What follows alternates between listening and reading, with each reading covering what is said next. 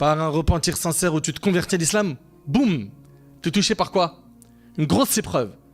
Et combien ils se sont loupés dans ces moments d'épreuve, pensant que l'islam ça apporte du mal. Ils ont des mauvaises opinions d'Allah. Et tout cela n'est dû qu'à leur ignorance de la religion. Si seulement ils connaissaient Allah subhanahu wa ta'ala, Ibn al-Qayyim rahimahullah, il dit, je me suis étonné de celui qui a connu Allah et qui ne l'a pas aimé. Celui qui le connaît réellement l'aime, subhanahu wa ta'ala.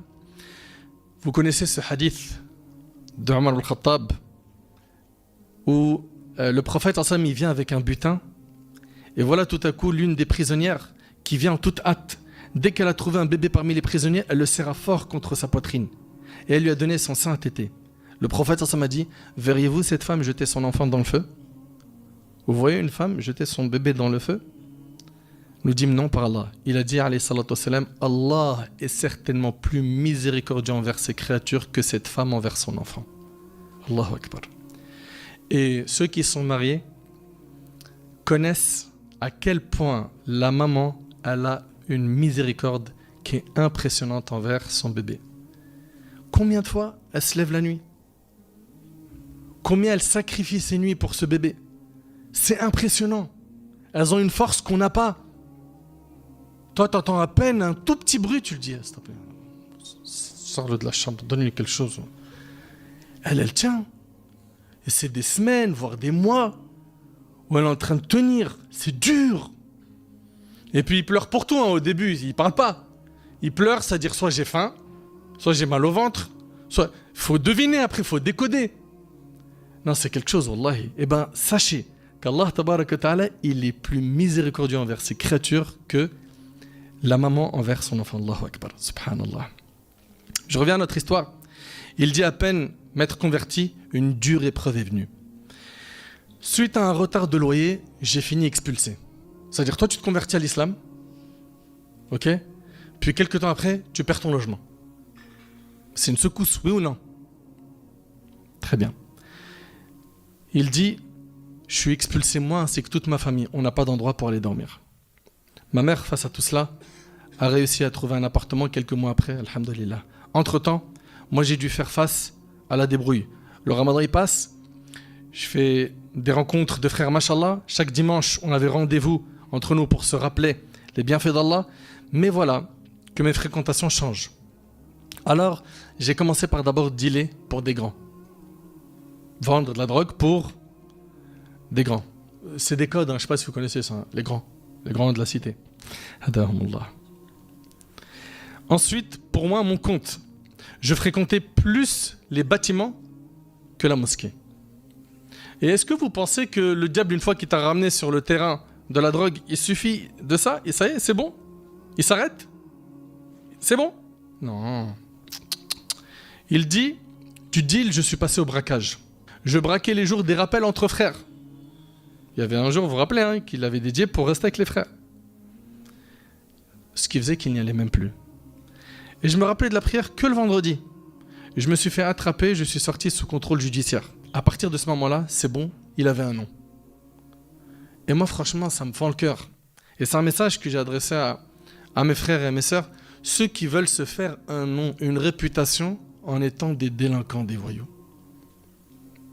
Concrètement, vous êtes en train de détruire votre vie.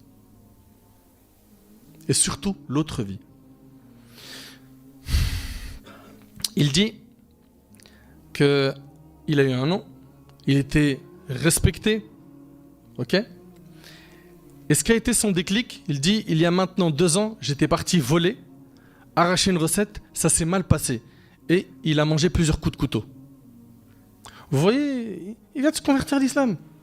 Une épreuve, l'expulsion, puis après, drogue, braquage, après ça finit par quoi? Des coups de couteau.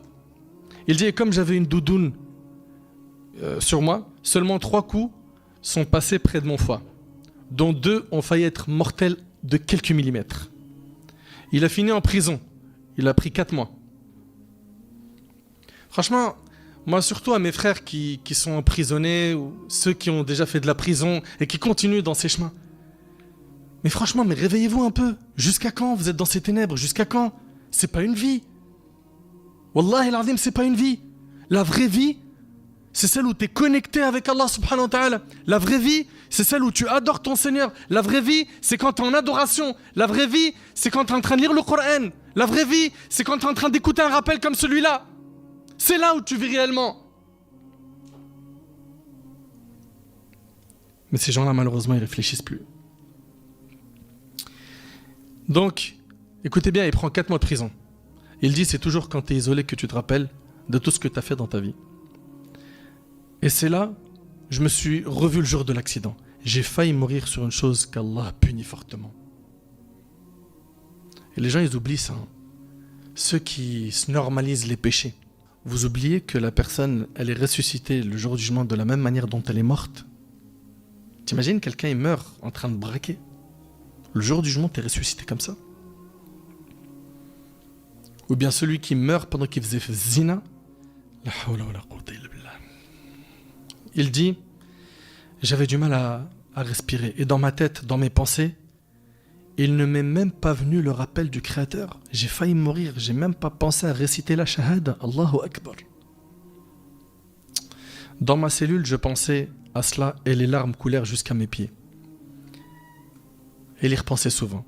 Les mois passèrent en prison et il s'est retrouvé au mitard. Une prison dans la prison. C'est chaud, hein? J'en avais pour 4 semaines. Et j'en étais qu'à une. Et par Allah, le seul jour où j'ai dit, allez, je vais faire mes 5 prières aujourd'hui, il dit en prosternation, pendant la prière du Maghrib, c'est la première semaine, hein, il devait faire 4 semaines au mitard. Il est en train de se prosterner pour Salat al-Maghrib et il entend un surveillant qui ouvre sa porte et lui dit, monsieur, vous êtes libérable à partir de maintenant. Sors. Depuis que je suis dehors, j'ai arrêté le vol. J'ai trouvé du travail, alhamdulillah, j'ai eu un CDI. J'ai laissé les femmes que j'avais donc dans le haram. Et aujourd'hui, je suis sur le point de faire mon halal, Inch'Allah. J'ai arrêté les conduites sans permis, j'ai obtenu le permis. De l'expulsion aux larmes de ma mère, je suis devenu sa réussite. Entre nous, on n'a pas envie de rendre fiers nos parents? En quoi tu les rends fiers quand tu es tout le temps dans des problèmes avec la justice, avec la police, avec les gens dans le quartier? Tu peux même plus marcher dans tel quartier parce que tu as des ennemis. Subhanallah. Il dit du mauvais exemple vis-à-vis de mes tantes, je suis devenu leur exemple. Le point le plus important à retenir de ce témoignage, c'est le rappel de la mort. Un parmi nos ancêtres, il disait « Aucun serviteur ne multiplie le rappel de la mort sans que cela ne se voie dans ses actions. » Vous méditez un peu ces paroles, s'il vous plaît. Écoutez bien.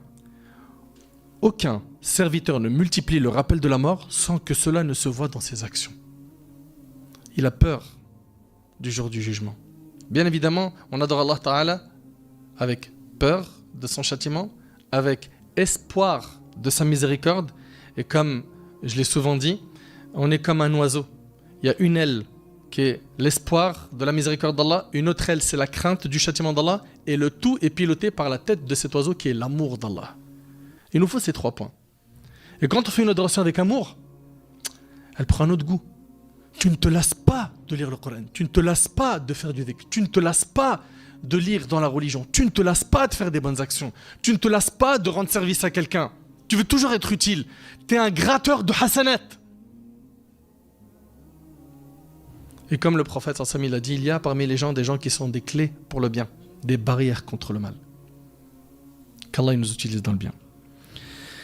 La mort, ça réveille des gens. Le prophète sallallahu alayhi wa sallam nous a dit, chacun sera ressuscité en l'état où il était au moment de la mort. Et toute personne qui délaisse quelque chose pour Allah, Allah il le remplace par quelque chose de meilleur. Délaisse le haram pour Allah, Allah il va te le remplacer par quelque chose de meilleur. Cette relation illicite que tu as avec cette fille, avec ce garçon, ce business haram, ces péchés que tu fais avec tes yeux, avec tes oreilles, délaisse le haram, Allah Ta'ala, il va te remplacer cela par quoi? Par quelque chose de meilleur.